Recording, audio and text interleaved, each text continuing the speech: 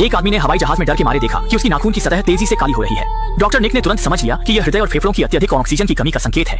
लेकिन इससे पहले कि वह कोई उपाय सोच पाते, उनके हाथ में पकड़ी पानी की बोतल तेजी से संकुचित हो गई। यहाँ तक कि मेज पर रखा पानी का गिलास भी जोर से हिलने लगा। पास खड़ी एयर होस्टेस ने भी कुछ गड़बड़ महसूस की और तुरंत पास की सीट पर बैठ गई। उसने सीट बेल्ट बांधते हुए यात्रियों से भी सीट बेल्ट बांधने की अपील की, लेकिन तब तक बहुत देर हो चुकी थी।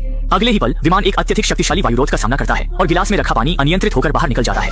जो यात्री अभी सीट बेल्ट नहीं लगा पाए थे, वे सीधे तेज हवा के झोंके में उड़कर ऊपर चले गए और पूरा विमान जोरदार तरीके से हिलने लगा। सामान रखने की जगह से बैग गिरने लगते हैं और यह दृश्य देखकर यात्री स्तब्ध रह जाते हैं। वे केवल सीट के हैंडल को कसकर पकड़ सकते हैं और मन ही मन प्रार्थना कर सकते हैं कि सब कुछ ठीक हो जाए। थोड़ी ही देर में केबिन का दबाव सीमा तक पहुंच जाता है। स्थिति की गंभीरता को समझते हुए पायलट जल्दी से ऑक्सीजन मास्क पहन लेता है और यात्री केबिन के ऑक्सीजन मास्क भी गिर जाते हैं, जिन्हें लोग तुरंत पहन लेते हैं। लेकिन किसी को नहीं पता था कि इस समय बाथरूम में एक लड़की टॉयलेट कर रही थी, लेकिन जोरदार झटकों के कारण वह दरवाजा खोल नहीं पा रही थी। जीवित रहने की इच्छा से प्रेरित होकर वह बार बार कोशिश करती है, लेकिन जैसे ही वह बड़ी मुश्किल से दरवाजा खोलती है, वह अत्यधिक ऑक्सीजन की कमी के कारण बेहोश होकर गिर जाती है। लेकिन कुछ ही देर में केबिन का दबाव चमत्कारिक रूप से सामान्य हो जाता है।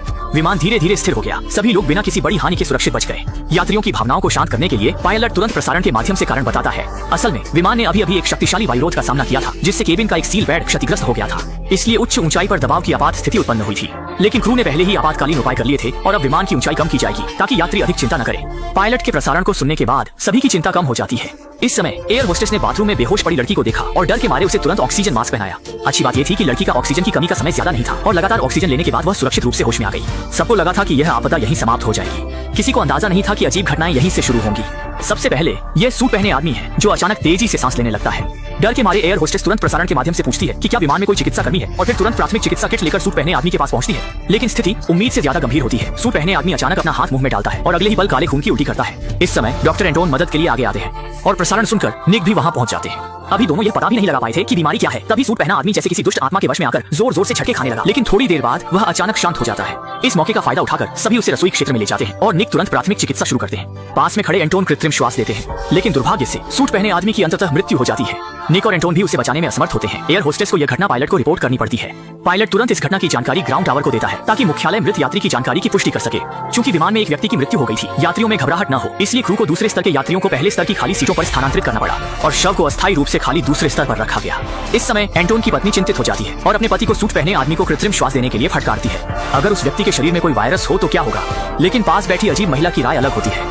वह मानती है कि मृत्यु में कुछ भी बुरा नहीं है और यहाँ तक कि जब शव उसके पास से गुजरता है तो वह जानबूझकर सूट पहने आदमी के हाथ को छूती है और मृत्यु के इस अनुभव का आनंद लेती है। जल्द ही क्रू के सदस्य शव को दूसरे स्तर के बिजनेस क्लास में स्थानांतरित कर देते हैं और उसे सीट पर सुरक्षित रूप से बांध देते हैं। चूंकि एयर होस्टेस भी पहली बार इस तरह की घटना का सामना कर रही थी, वे डर के मारे एक पल के लिए भी नहीं रुकी। वे तेजी से दूसरी मंजिल से बाहर निकल गई। हालांकि उनके जाते ही एक लंबी बालों वाला व्यक्ति चुपके से ऊपर आ गया। असल में जब क्रू मेंबर्स ने शव को उठाया तो उसने अचानक देखा कि सूट पहने आदमी के हाथ में एक कीमती सोने की घड़ी थी। लालच में आकर उसने सोने की घड़ी चुराने का फैसला किया, लेकिन जब उसने बड़ी मुश्किल से घड़ी उतारी तो वह तुरंत वहां से नहीं गया। उसकी हिम्मत इतनी बढ़ गई कि उसने अपने मोबाइल से कैमरे के सामने अपनी चोरी की गई चीज का दिखावा किया, यहाँ तक कि मृतक का अपमान भी किया। लेकिन उसे जरा भी एहसास नहीं हुआ कि शव का सिर धीरे धीरे उसकी ओर मुड़ रहा था। इसके बाद उसने खुद को मुसीबत में डालते हुए उसने ढक्कन उठा दिया। अगले ही पल शव अजीब तरीके से खड़ा हो गया। इसने लंबी बालों वाले व्यक्ति को इतना डरा दिया कि वह चीख पड़ा। इसी समय एंटोन की पत्नी ने भी अजीब घटना देखी। उबाऊ पल में वह अपनी शादी की तस्वीरें देख रहा था और अगले ही क्षण ये देखकर वह अचानक पीछे मुड़ा, लेकिन वहां कुछ भी नहीं था और कॉकपिट की तरफ सिग्नल भी अजीब तरीके से कमजोर हो रहा था और टावर से संपर्क नहीं हो पा रहा था। कप्तान को एक अनहोनी की आशंका हो रही थी और इस तरफ निक भी अजीब घटना का सामना कर रहा था। सीट के सामने वाली स्क्रीन पर अचानक से दृश्य बदल गया और उसमें इसी विमान के पंख का दृश्य दिख रहा था। उसे स्पष्ट रूप से दिखा कि वहां एक मानव जैसी आकृति उसे एक तक घूर रही थी। निक के प्रतिक्रिया देने से पहले ही उसकी पत्नी ने उसे रोक दिया। ठीक है, हाँ, लेकिन जब उसने फिर से देखा तो स्क्रीन अचानक से सामान्य हो गई और इस तरफ एयर होस्टेस ने भी एक अजीब दृश्य देखा। उसने देखा कि बाहर एक लड़ाकू विमान उनके साथ साथ उड़ रहा था। अपने कई वर्षों के अनुभव में उसने ऐसा कभी नहीं देखा था। इस समय एक सहकर्मी ने भी अजीब बात बताई कि एक यात्री काफी समय से गायब है और यह यात्री वही था जिसने पहले घड़ी चुराई थी। अनजान एयर होस्टेस ने पास के यात्री से पूछा, माफ कीजिए, क्या आप जानते हैं कि वहां बैठा यात्री कहाँ है?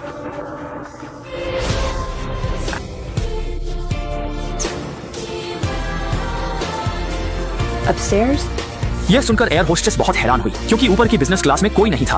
अब वहां केवल एक मृत शरीर ही बचा था। हालांकि यह स्पष्ट नहीं था कि लंबी बालों वाला व्यक्ति दूसरी मंजिल पर क्या कर रहा था, लेकिन पेशेवर जिम्मेदारी के तहत दोनों ने हिम्मत जुटाकर ऊपर जाकर जांच करने का फैसला किया। लेकिन उन्होंने दूसरी मंजिल के हर कोने की तलाशी ली, फिर भी लंबी बालों वाले व्यक्ति का कोई निशान नहीं मिला। और सबसे डरावनी बात यह थी कि सीट पर बंधा हुआ शव भी गायब हो गया था। अंधेरे माहौल ने उन्हें ठंड से कंपा दिया। एयर होस्टेस ने इस अजीब घटना की रिपोर्ट कप्तान को दी।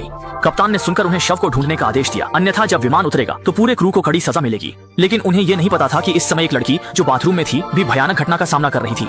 उसके पैरों के नीचे अचानक से सफेद धुंध फैल गई और ऊपर की लाइटें भी झिलमिलाने लगीं। उसके प्रतिक्रिया देने से पहले ही धुंध में से एक काली हाथ निकल आया और उसे अंधेरे में खींच लिया। चूंकि विमान के शव और कुछ यात्री अचानक गायब हो गए थे, एयर होस्टेस अब और नहीं बैठ सकती थी। अब वे केवल कोने कोने में छानबीन कर सकते थे, इस उम्मीद में कि शायद कोई छोटा सा सुराग मिल जाए। लेकिन पूरे विमान की तलाशी लेने के बाद भी कुछ नहीं मिला। इस समय डॉक्टर निक को अचानक याद आया कि यह सारी अजीब घटनाएं उसी सूट पहने आदमी की मौत के बाद शुरू हुई थी। उसने अनुमान लगाया कि सूट पहने आदमी के पास जरूर कोई छुपा हुआ रहस्य है। एंटोन की पत्नी ने भी यह सुनकर सहमति जताई, क्योंकि उसने भी अजीब छाया देखी थी और इस सब की जड़ को समझने के लिए सूट पहने आदमी की पहचान जानना जरूरी था। कुछ लोगों ने तुरंत सहमति जताई और काम शुरू कर दिया।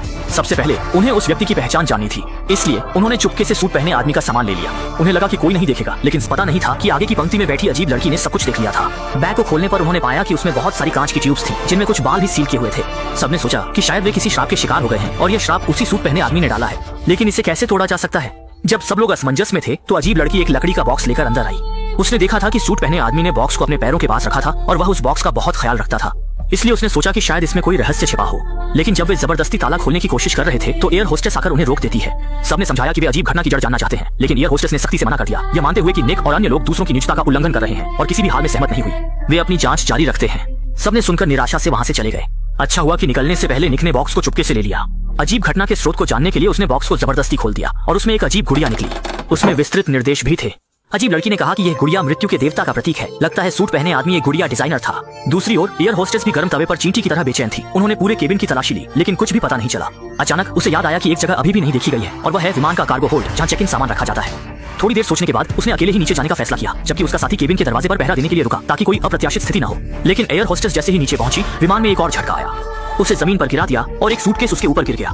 जब उसने ध्यान से देखा तो पाया कि यह वही सूटकेस था जो मर चुके सूट पहने आदमी का था। उत्सुकता से उसने देखने का फैसला किया कि इसमें क्या रहस्य छिपा है।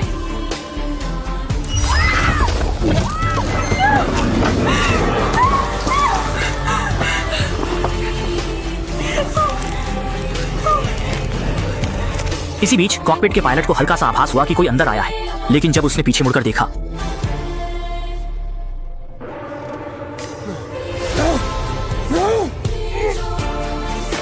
और इस तरफ उसके साथी ने भी डर के मारे देखा कि कार्गो होल्ड के नीचे से सफेद धुंध उठ रही है और अगले ही पल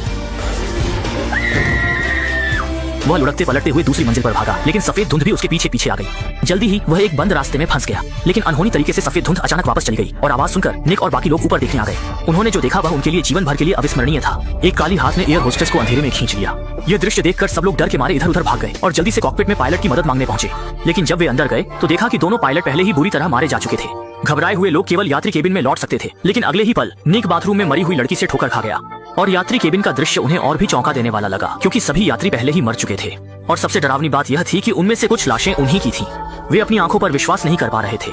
अगर यह दृश्य सच था तो इसका मतलब था कि वे अब भटकती आत्माएं बन चुके हैं। इससे पहले कि वे इस सदमे से उभर पाते, सामने की स्क्रीन पर लाइव न्यूज प्रसारित होने लगी। असल में टोक्यो जा रही 7500 फ्लाइट ने रास्ते में दुर्लभ उच्च ऊंचाई के टर्बुलेंस का सामना किया, जिससे विमान का एक सील पैड क्षतिग्रस्त हो गया और केबिन में दबाव कम हो गया।